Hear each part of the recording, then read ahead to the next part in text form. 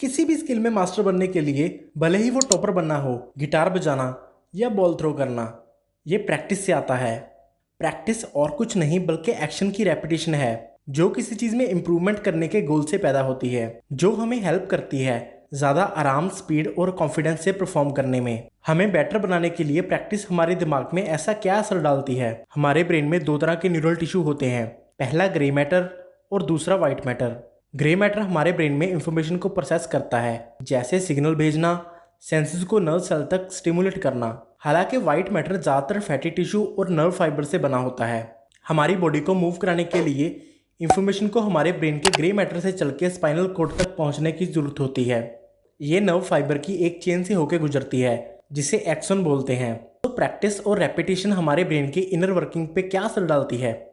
Action जो white matter में exist करता है, ये फैटी पदार्थ से लिपटा होता है, जिसे माइलिन बोलते हैं, और यही माइलिन कवरिंग हमारे प्रैक्टिस करने के साथ चेंज होती है।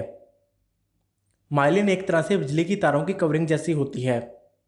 ये वो एनर्जी लॉस होने से रोकती है जो सिग्नल्स हमारा ब्रेन यूज़ करता है, और इन्हें और ज़्यादा एफिशिएंटली मूव करने में हेल्प करती है। चूहों पे हुई एक स्टडी से ये पता चला कि फिजिकल मोशन की रेपिटेशन से माइलिन की लेयर्स इंक्रीज होती हैं, जो एक्शन को कवर करती हैं। जितनी ज़्यादा लेयर होंगी एक्शन के आसपास, उतनी अच्छी इंसुलेशन होगी। इससे इंफॉर्मेशन के लिए सुपर हाईवे बन जाता है, जो ब्रेन को मसल के साथ कनेक्ट करता है। जब ज़्यादातर एथलीट्स और परफॉर्मर्स अपनी मसल्स मेमोरी में सक्सेस डालते हैं, मसल्स की खुद की कोई मेमोरी नहीं होती। ऐसी बहुत सी थ्योरीज हैं जो ये दिखाती हैं कि किसी स्किल में मास्टरी पाने के लिए आपको काफ़ी दिन, महीनों और सालों तक की प्रैक्टिस लग जाती है। हमारे पास कोई मैजिकल नंबर नहीं है।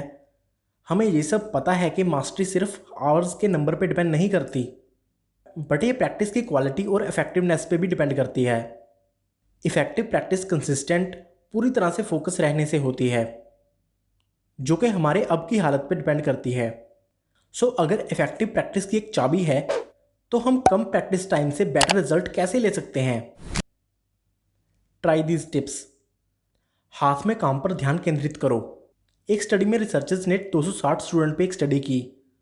ऑन एवरेज वो एक बार में सिर्फ 6 मिनट ही काम कर पाए।